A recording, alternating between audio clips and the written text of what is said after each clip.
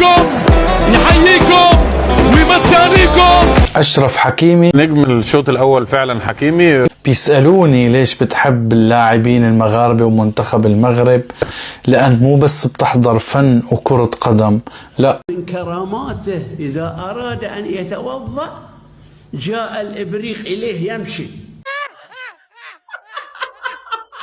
بتشوف عز وفخر بنفسك انه انت هاي الناس عم ترفع مستواك بالمحافل العالمية. الخواف الزباني روح، الخواف الزباني روح.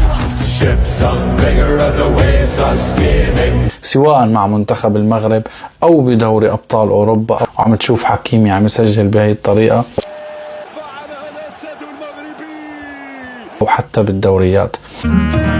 عايش في عالم باراليل شي بمورسو كراميل ماشي نفس لي بارامتر. فلا بد انه انت تفتخر وتستمتع. في أنت يا أشرف. كل اللاعبين المغاربة